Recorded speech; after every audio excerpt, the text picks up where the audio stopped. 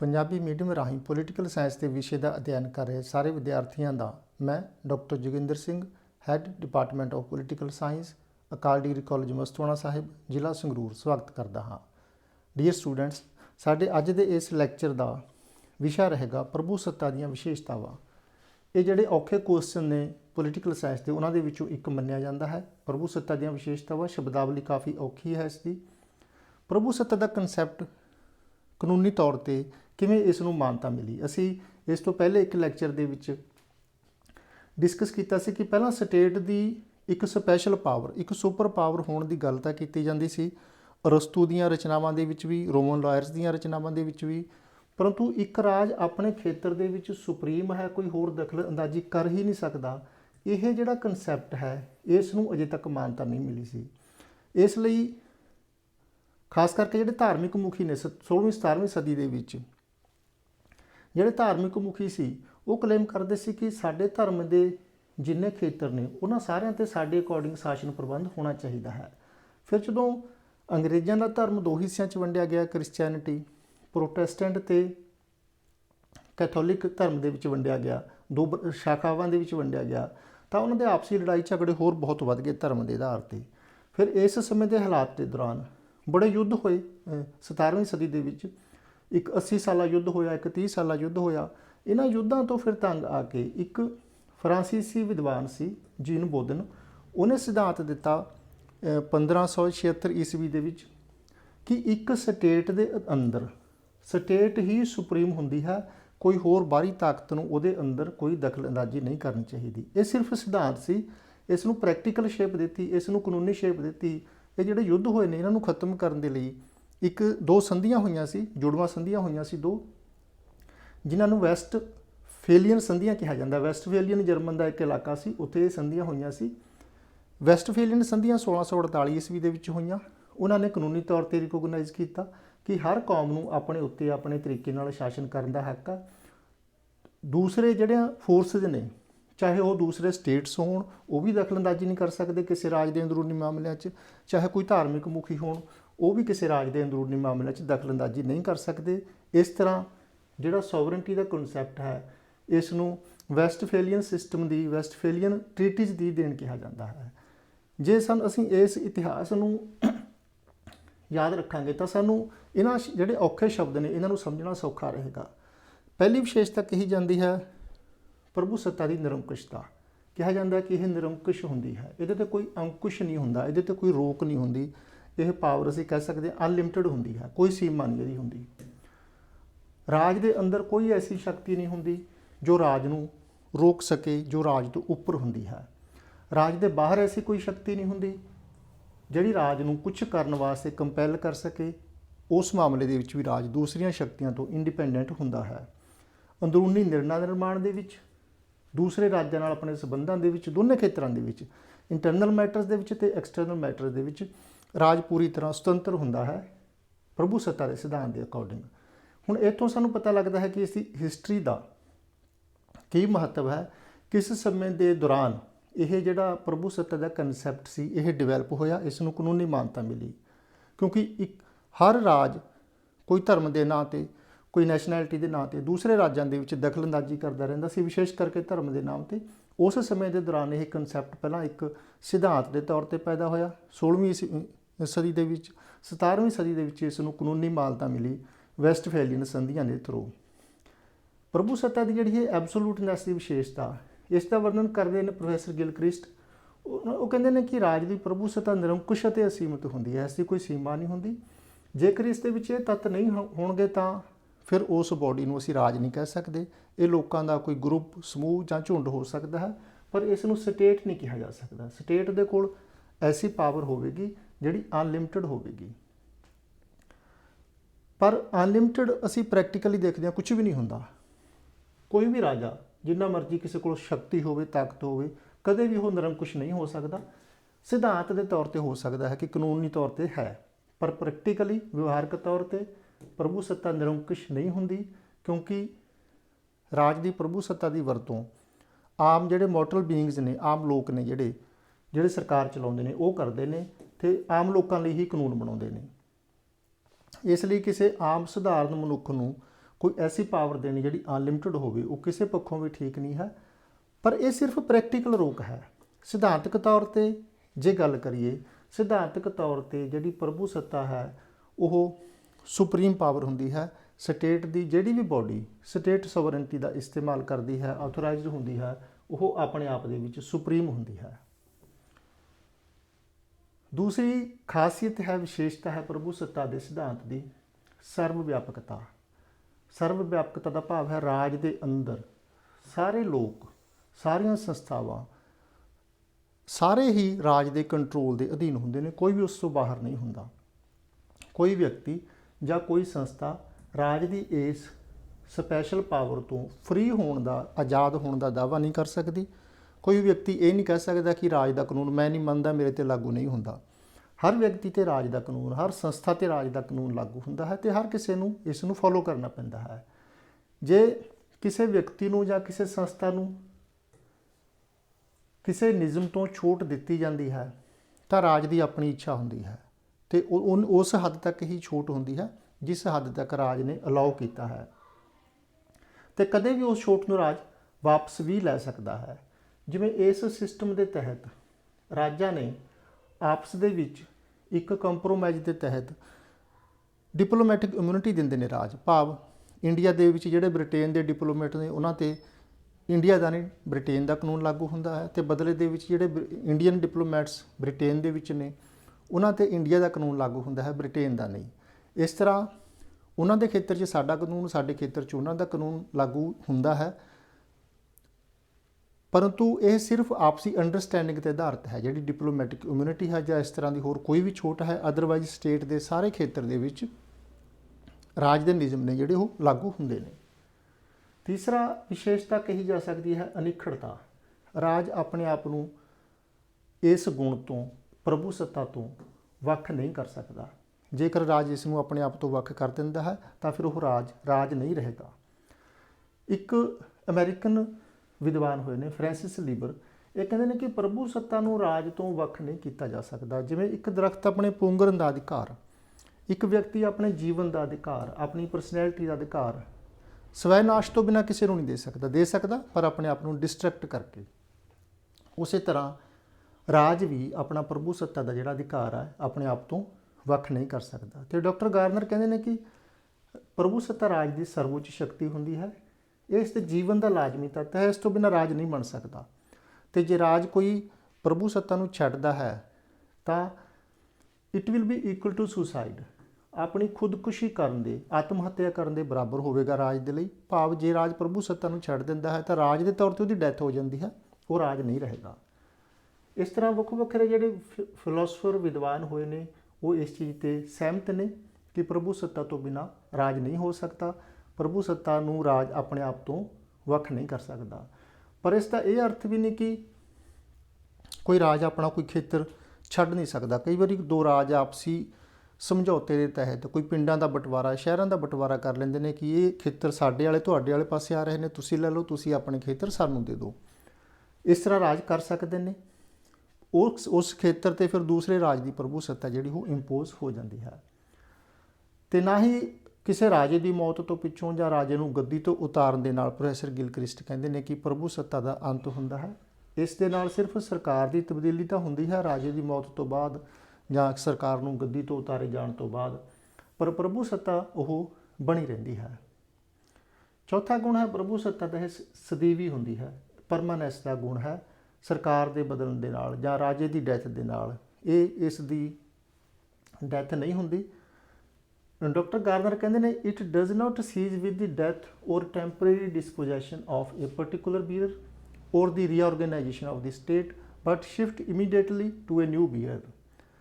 ਇਸ ਤਰ੍ਹਾਂ ਜਿਹੜੀ ਪ੍ਰਭੂ ਸੱਤਾ ਉਹ ਸਟੇਟ ਨਾਲ ਚੱਲਦੀ ਹੈ, ਉਹ ਗਵਰਨਮੈਂਟ ਨਾਲ ਜਾਂ ਕਿਸੇ ਸ਼ਾਸਕ ਨਾਲ ਜਾਂ ਕਿਸੇ ਰਾਜੇ ਦੇ ਨਾਲ ਨਹੀਂ ਚੱਲਦੀ।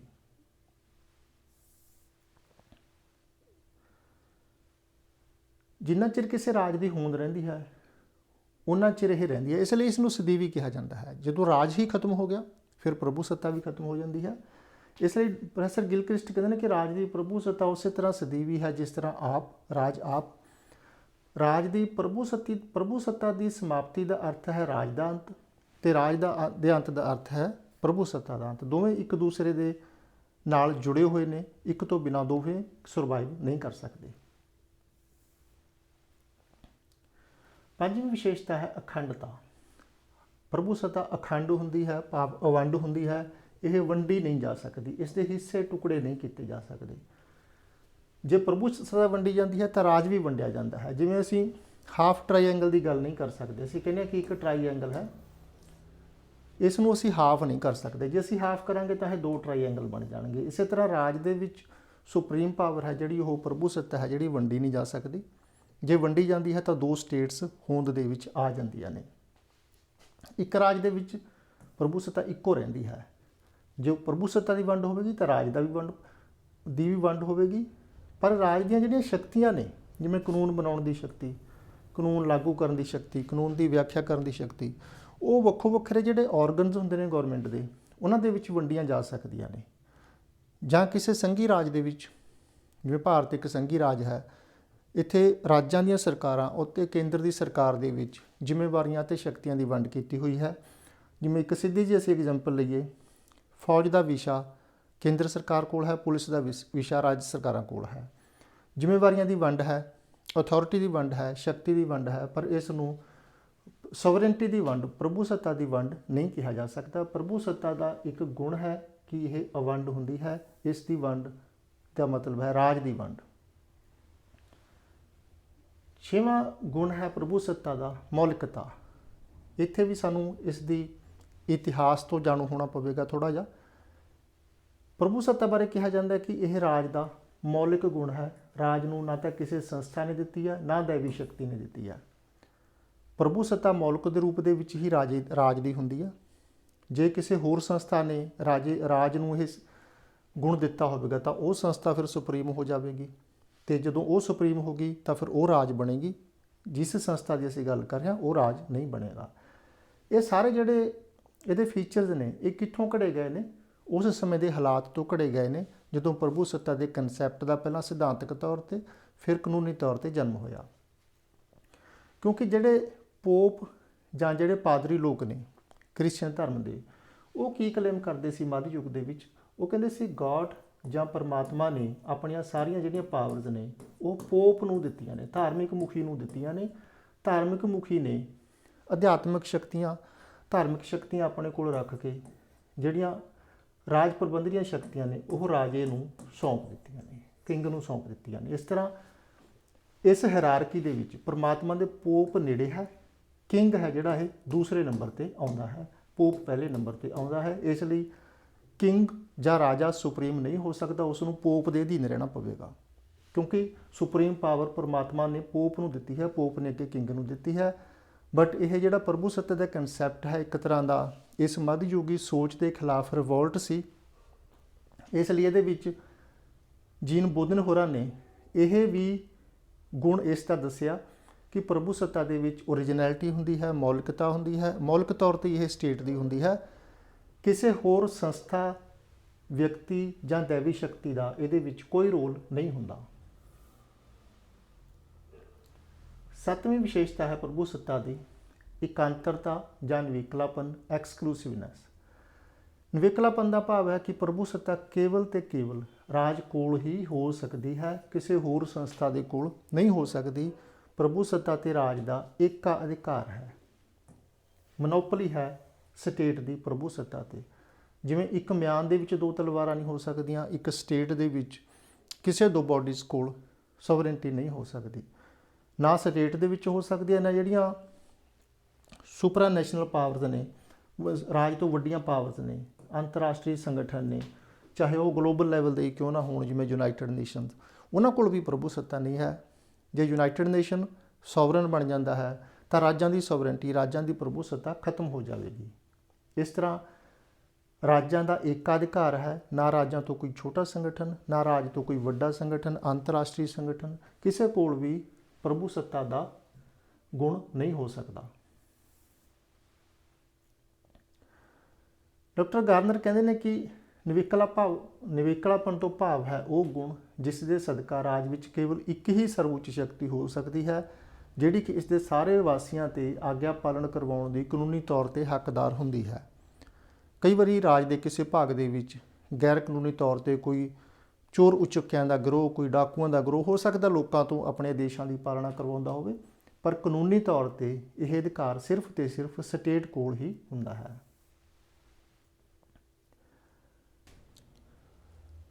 ਪ੍ਰਭੂ ਸੱਤਾ ਦਾ 8ਵਾਂ ਗੁਣ ਹੈ ਅਵਿਨਾਸ਼ਤਾ। ਅਵਿਨਾਸ਼ਤਾ ਦਾ ਅਰਥ ਹੈ ਕਿ ਇਹ ਜੇ ਕੁਝ ਸਮਾਂ ਕਿਸੇ ਸਟੇਟ ਦਾ ਕਿਸੇ ਖੇਤਰ ਤੇ ਕੰਟਰੋਲ ਨਾ ਰਹੇ, ਕਬਜ਼ਾ ਨਾ ਰਹੇ, ਤਾਂ ਇਹ ਖਤਮ ਨਹੀਂ ਹੁੰਦੀ। ਇਹ ਕੰਟੀਨਿਊਸ ਚੱਲਦੀ ਰਹਿੰਦੀ ਹੈ, ਇਸ ਦਾ ਉਹਦੇ ਨਾਲ ਨਾਸ਼ ਨਹੀਂ ਹੁੰਦਾ। ਇਹ ਉਨਾ ਚਿਰ ਕਾਇਮ ਰਹਿੰਦੀ ਹੈ ਜਿੰਨਾ ਚਿਰ ਉਹ ਭਾਗ ਟੁੱਟ ਕੇ ਕਿਸੇ ਹੋਰ ਰਾਜ ਦਾ ਭਾਗ ਨਹੀਂ ਬਣ ਜਾਂਦਾ। ਇਹ ਇੱਥੇ ਅਵਿਨਾਸ਼ਤਾ ਦਾ ਜਾਂ ਜਿਹੜਾ ਇਹ ਇੱਕ ਲੀਗਲ ਟਰਮ ਹੈ, ਇੰਪ੍ਰੈਸਕ੍ਰਿਪਟੇਬਿਲਿਟੀ। ਇੰਪ੍ਰੈਸਕ੍ਰਿਪਟੇਬਿਲਿਟੀ ਦਾ ਕਾਨੂੰਨ ਦੇ ਵਿੱਚ ਇੱਕ ਵਿਸ਼ੇਸ਼ ਮੀਨਿੰਗ ਹੈ। ਕਾਨੂੰਨ ਦੇ ਵਿੱਚ ਇਸ ਦਾ ਕੀ ਮੀਨਿੰਗ ਹੈ? ਜੇ ਕਿਸੇ ਵਿਅਕਤੀ ਦਾ ਕਿਸੇ ਪ੍ਰਾਪਰਟੀ ਤੇ ਲੰਬਾ ਸਮਾਂ ਕਬਜ਼ਾ ਰਹੇ ਤਾਂ ਬੇਸ਼ੱਕ ਉਸ ਦੇ ਨਾਮ ਤੇ ਰਜਿਸਟਰਡ ਨਾ ਹੋਵੇ, ਉਸ ਪ੍ਰਾਪਰਟੀ ਤੇ ਕੁਝ ਹੱਦ ਤੱਕ ਉਹਦਾ ਹੱਕ ਬਣ ਜਾਂਦਾ ਹੈ ਬਹੁਤੇ ਰਾਜਾਂ ਦੇ ਕਾਨੂੰਨ ਦੇ ਅਕੋਰਡਿੰਗ। ਤੇ ਜਿਹੜੀ ਪ੍ਰਾਪਰਟੀ ਕਿਸੇ ਦੇ ਨਾਮ ਤੇ ਦਰਜ ਹੈ, ਜੇ ਉਹ ਉਸ ਵਿਅਕਤੀ ਦਾ ਕਬਜ਼ਾ ਨਾ ਰਹੇ ਲੰਬਾ ਸਮਾਂ ਉਸ ਪ੍ਰਾਪਰਟੀ ਤੇ, ਤਾਂ ਉਸ ਦਾ ਜਿਹੜਾ ਹੱਕ ਹੈ ਉਸ ਪ੍ਰਾਪਰਟੀ ਤੇ ਉਹ ਢਿੱਲਾ ਪੈ ਜਾਂਦਾ ਹੈ, ਕਮਜ਼ੋਰ ਪੈ ਜਾਂਦਾ ਹੈ। ਇਸ ਨੂੰ ਕਿਹਾ ਜਾਂਦਾ ਹੈ ਪ੍ਰੈਸਕ੍ਰਿਪਟੇਬਿਲਿਟੀ। ਪ੍ਰੈਸਕ੍ਰਿਪਟੇਬਿਲਿਟੀ ਦਾ ਸਿਧਾਂਤ ਹੈ ਜਿਹੜਾ ਬਹੁਤੇ ਰਾਜਾਂ ਦੇ ਕਾਨੂੰਨਾਂ ਦੇ ਤਹਿਤ ਆਮ ਲੋਕਾਂ ਤੇ ਲਾਗੂ ਹੁੰਦਾ ਹੈ, ਪਰ ਰਾਜਾਂ ਦੇ ਮਾਮਲੇ ਦੇ ਵਿੱਚ ਇਹ ਕਾਨੂੰਨ ਲਾਗੂ ਨਹੀਂ ਹੁੰਦਾ। ਰਾਜਾਂ ਦੇ ਮਾਮਲੇ ਦੇ ਵਿੱਚ, ਰਾਜਾਂ ਦੀ ਪਾਵਰ ਦੇ ਮਾਮਲੇ ਦੇ ਵਿੱਚ ਇੰਪ੍ਰੈਸਕ੍ਰਿਪਟੇਬਿਲਿਟੀ ਦਾ ਸਿਧਾਂਤ ਲਾਗੂ ਹੁੰਦਾ ਹੈ। ਭਾਵ ਜੇ ਕਿਸੇ ਖੇਤਰ ਤੇ ਰਾਜ ਦਾ ਕੁਝ ਸਮੇਂ ਕੰਟਰੋਲ ਨਹੀਂ ਵੀ ਰਿਹਾ ਤਾਂ ਵੀ ਉਸ ਤੇ ਉਸ ਦੀ ਪ੍ਰਭੂ ਸੱਤਾ, ਉਸ ਦਾ ਹੱਕ ਹੈ ਜਿਹੜਾ ਉਹ ਬਣਿਆ ਰਹਿੰਦਾ ਹੈ।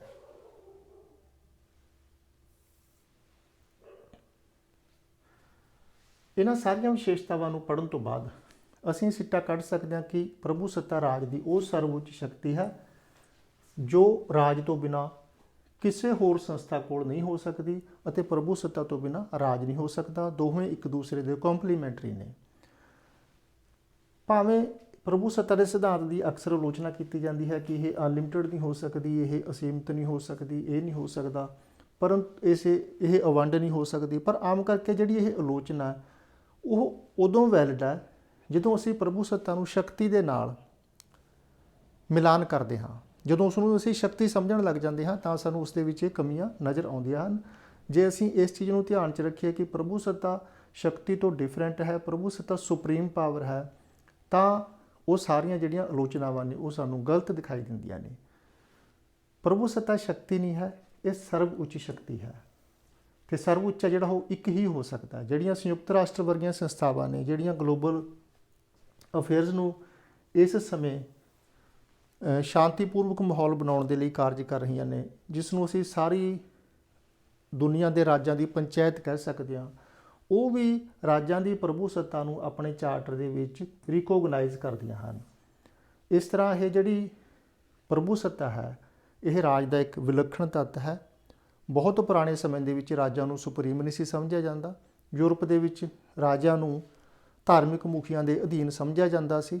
ਆਪਸ ਦੇ ਵਿੱਚ ਬਹੁਤ ਵਾਰੀ ਇਹਨਾਂ ਦੀ ਸਟਰਗਲ ਵੀ ਚੱਲਦੀ ਰਹੀ ਹੈ, ਪਰੰਤੂ ਜਦੋਂ ਜਿਹੜਾ ਧਰਮਤੰਤਰ ਹੈ ਉਸ ਦੇ ਕੋਈ ਬਹੁਤੇ ਵਧੀਆ ਨਤੀਜੇ ਨਹੀਂ ਨਿਕਲੇ, ਯੁੱਧ ਹੁੰਦੇ ਰਹੇ, ਲੜਾਈਆਂ ਹੁੰਦੀਆਂ ਰਹੀਆਂ, ਲੋਕਾਂ ਦਾ ਜਾਨੀ ਮਾਲੀ ਨੁਕਸਾਨ ਹੁੰਦਾ ਰਿਹਾ, ਤਾਂ ਫਿਰ ਜਿਹੜੇ ਰਾਜਨੀਤਿਕ ਵਿਚਾਰਕ ਨੇ ਉਹਨਾਂ ਨੇ ਇਹ ਸਿਧਾਂਤ ਦਿੱਤਾ ਕਿ ਕਿਸੇ ਵੀ ਰਾਜ ਦੇ ਅੰਦਰੂਨੀ ਮਾਮਲੇ ਦੇ ਵਿੱਚ ਕਿਸੇ ਦੂਸਰੇ ਰਾਜ ਨੂੰ ਜਾਂ ਕਿਸੇ ਦੂਸਰੇ ਧਾਰਮਿਕ ਮੁਖੀ ਨੂੰ ਇੰਟਰਫੇਰੈਂਸ ਕਰਨ ਦਾ ਕੋਈ ਹੱਕ ਨਹੀਂ ਹੈ। ਆਪਣੇ ਖੇਤਰ ਦੇ ਵਿੱਚ ਰਾਜ ਸੁਪਰੀਮ ਹੁੰਦਾ ਹੈ, ਰਾਜ ਦੀ ਪਾਵਰ ਸੁਪਰੀਮ ਹੁੰਦੀ ਹੈ, ਅਤੇ ਇਹ ਰਾਜ ਦੀ ਓਰੀਜਨਲ ਪਾਵਰ ਹੈ।